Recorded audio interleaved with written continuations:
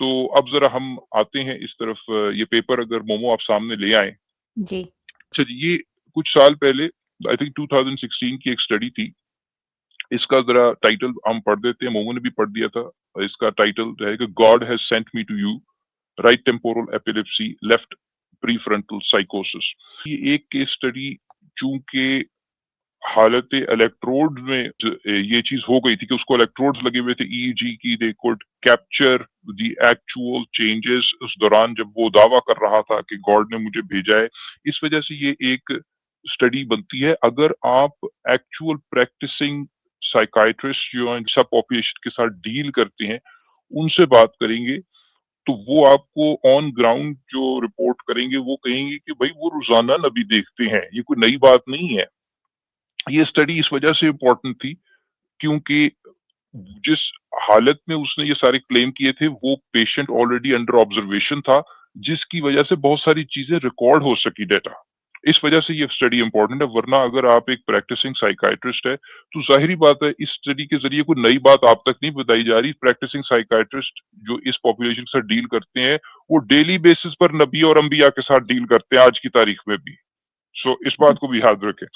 اچھا جی، تو وہ کہہ رہے ہیں کہ ہیئر جو ہائی لائٹڈ پارٹ ہے، here we had the rare opportunity to record a delusional religious conversion in real time in a patient with right temporal lobe epilepsy undergoing continuous video electroencephalography. تو یہ کیوں study important بنی کہ they were able to record، وہ record کرنے کے قابل ہوئے وہ جو ریلیجیس مومنٹ تھا، اس کا جو ریلیجیس ایکسپیرینس اور ریلیجیس کنورژن تھا، اور ڈیٹا اکٹھا کر پائے. دیر فور اسٹڈی کی امپورٹنس جو ہے وہ کئی گنا بڑھ جاتی ہے. ویسے کوئی یہ نئی باتیں نہیں ہیں. اس کو اسکرول ڈاؤن کیجیے گا.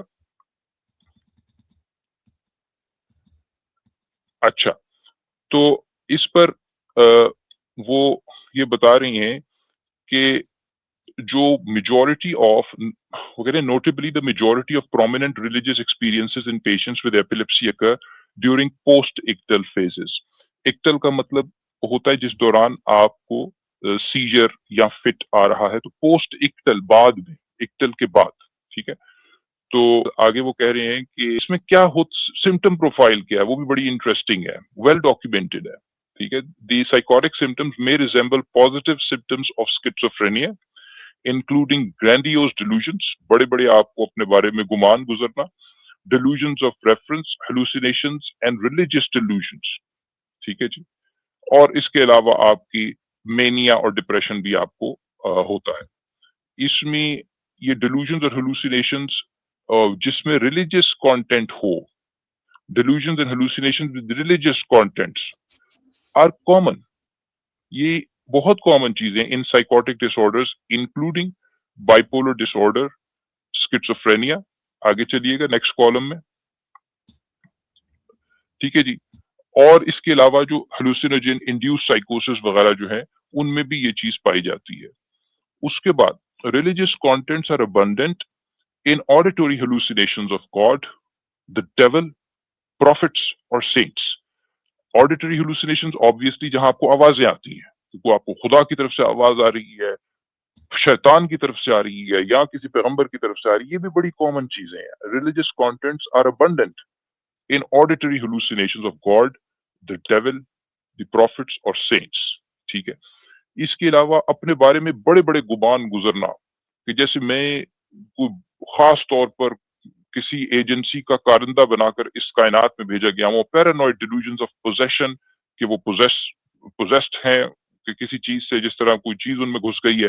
And grandiose delusions of one being a heroic saviour, کہ میں شاید اس دنیا کو، اس کائنات کو، یہ کائنات جو ہے تباہی کی اور انہدام کے دہانے پر آ کھڑی ہوئی ہے اور یہ اب بالکل کرمبل کر جائے گی، منہدم ہو جائے گی. اگر میں نہ آتا تو یہ کائنات تباہ و برباد ہو جاتی. یعنی یہ وہ گرینڈیوس ڈیلوژنز ہیں کہ جی میں ایک سیویئر کے طور پر، بچانے والے کے طور پر بھیجا گیا ہوں. یہ بڑی ویل ڈاکیومنٹڈ ابنڈنٹ سمپٹمیٹک پروفائل جو ہیں اس طرح کے معاملات میں موجود ہیں. اب آئیں اس پرٹیکولر کیس اسٹڈی، وہ یہ تو ہو گیا لٹریچر ریویو. ذرا نیچے آئے، ان کو ذرا تھوڑا سا جس پیشنٹ کا ذکر ہو رہا ہے، جس انڈیویجول کا ذکر ہو رہا ہے، ان کو اس طرح کے سیجرز جو تھے وہ 7 سال کی عمر سے ہو رہے تھے. سنس دی ایج آف 7 اس طرح کے معاملات سے وہ دو چار تھے. اور ہماری تمام تک سمپتھیز اور رسپیکٹ ہے فار دیٹ پرسن. ٹھیک ہے، ظاہری بات ہے وہ ایک مشکل دور سے گزر رہا ہے، کوئی اس نے وہ کوئی اس کے لیے کوئی بہت زیادہ آسان زندگی نہیں ہے، اور وہ ہماری سمپتھی اور اس کو پراپر ٹریٹمنٹ اور پراپر کیئر ملنی چاہیے ہے. اور کوئی اس کا کوئی قصور نہیں اگر اس کے ساتھ یہ ایپیلیپسی ہو رہی ہے، کیونکہ اس بیہیویئر کا اسے سامنا کرنا پڑ رہا ہے اور انڈیور کرنا پڑ رہا ہے. ان کو 9 سال ایک وہ کیا کہتے ہیں ٹریٹمنٹ پہ رہے، اور پھر اس کے بعد سبسیکوینٹلی یہ وہ ہی واز فری آف سیجرس. لیکن پھر بعد میں کئی سالوں بعد 23 سال کی عمر میں یہ جو سیجرس تھے دے ریٹرن، وہ دوبارہ سے آئے. اور اس صورت میں جب وہ ان کو اس ریسنٹ ایئرس میں کہتے ہیں کہ the person suffered from attacks during which the first reported lip tremor accompanied by anxiety. کہ پریشانی ہوتی ہے آپ کو ایسے لگتا ہے کہ آپ کی آواز بدلنے لگی ہے. This is followed by the change in speech. ٹھیک ہے جی. اور آپ کی بعض دفعہ بے ہوش بھی ہو جاتے ہیں. ٹھیک ہے جی. اچانک غش کھا کے گر جاتے ہیں. اس طرح کے سمٹم پروفائل آئی تھنک واقف ہوں گے اس طرح کی سمٹم پروفائل سے. آگے چلیے. اچھا، اب کچھ امپورٹنٹ ہم اس کو کٹ شارٹ کرتے ہیں. ویسے آپ اس پیپر کو پورا ریویو کر سکتے ہیں، لیکن آئی تھنک یہ والا جو پارٹ ہے نا، یہاں پر زیادہ امپورٹنٹ باتیں جو ہے نا وہ سامنے آ رہی ہیں. وہ یہ کہہ رہی ہیں کہ جی 8 hours following the last seizure, while lying in bed, the patient abruptly froze and stared at the ceiling for several minutes, stating later that he felt that God was approaching him. ٹھیک ہے.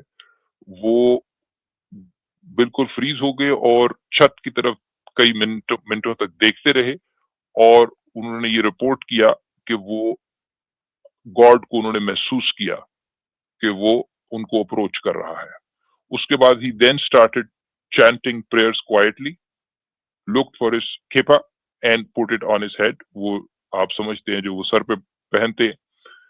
اور اس کے بعد وہ کہتے ہیں کہ جی وہ انہوں نے ہیبریو گاڈ کا نام کیا کہتے ہیں پکارا اور کہا the Lord, stating later that God had revealed to him, ordering him to bring redemption. The patient then stood up, detached the EEG electrodes from his skin سے اتار دیے, and went around the department trying to convince people to follow him, stating that God has sent me to you. اس نے اپنے electrode اتار کے پھینکے بھاگتا وہ گیا اور لوگوں کو کنونس کرنے کی کوشش کی کہ بھئی گاڈ نے مجھے آپ کے پاس بھیجا ہے. ٹھیک ہے ٹھیک ہے جی. اس کے بعد ان کے سائیکیٹرک ایویلویشن وغیرہ ہوا, اور الٹیمیٹ امپورٹنٹ بات یہ ہے the patient was treated with olanzapine. The psychotic state resolved within several hours. Point یہ ہے کہ یہ جو دماغ کے اندر کاروائی ہو رہی تھی، جو کہ ان کا نیورو کیمیکل بیلنس اور الیکٹریکل ایکٹیویٹی ایب نارمل جو ہو رہی تھی، اس کے نتیجے میں ان کو گاڈ کی پریزنس محسوس ہو رہی تھی پورے طریقے سے. اور اب ہم یہ نہیں کہہ رہے وہ پیشنٹ جھوٹ بول رہا تھا، اپنے فریم آف ریفرنس میں وہ پورے تیقن سے آنیسٹ انداز میں یہ کلیم کر رہا تھا کہ جی اس کو یہ دنیا اور کائنات کو بچانے کے لیے، سیو کرنے کے لیے بھیجا گیا ہے. اور یہ باتیں، پہلی بات کوئی آئسولیٹڈ کیس نہیں ہے، یہ بہت کامن ہے. یہ اسٹیٹسٹیکل پریپونڈرنس ہے اس چیز کی. اب آپ کو یہ بہت زیادہ چیزیں ملتی ہیں. اگین یہ اسٹڈی اس وجہ سے امپورٹنٹ بنی کہ حالت الیکٹروڈ میں اس نے یہ کلیم کر دی اور ریکارڈنگز آ گئی تو ڈیٹا کلیکٹ ہو سکا. یعنی ای جی کے الیکٹروڈ جب لگے ہوئے تھے اس کو. امپورٹنٹ بات یہ ہے کہ یہ کیوں کسی قسم کا کوئی آؤٹ آف دی ورلڈ یا نان فزیکل انٹریکشن نہیں ہے، کیونکہ ایک فزیکل فزیو کیمیکل انٹرونشن سے جب اس کو اولانزاپین دی گئی تو یہ جو اس کی نبوت کا دعویٰ تھا اس سے اسے صحت یابی ملی. بنیادی بات یہ ہے کہ آج کی تاریخ میں چونکہ نبوت کا علاج ڈسکور ہو چکا ہوا ہے، اس وجہ سے نبوت کا علاج کیا جائے گا. پرانے وقت میں یہ نہیں تھا.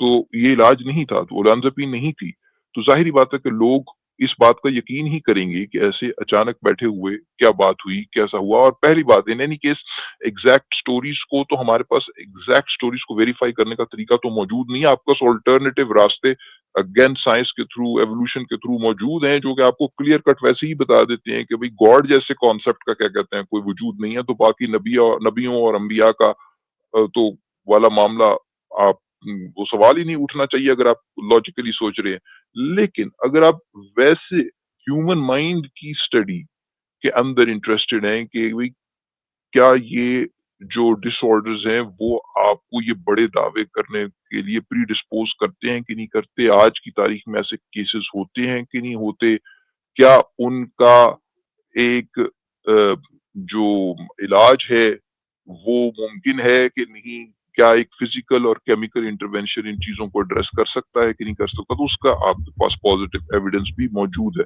تو ان باتوں کو بھی غور کریں۔ لیکن میرے خیال سے یہ بنیادی طور پر سیکنڈری حیثیت کی ایگزامپلز ہیں، بنیادی طور پر آپ کے پاس hardcore evidence against the concept of God موجود ہے ٹرائل اینڈ ایرر کی ابنڈنٹ ایویڈنس کی صورت میں، اس کو ہٹایا نہیں جا سکتا، اس کو ڈینائی کیا نہیں جا سکتا، وہ اپنی جگہ موجود ہے اور وہی کافی ہے گاڈ کے کیس کو ڈسپوز آف کرنے کے لیے۔ باقی یہ ایلائٹ ڈسکشنز اور انٹرسٹنگ ڈسکشنز ہیں، ان پہ ڈسکشنز ہوتی رہنی چاہیے۔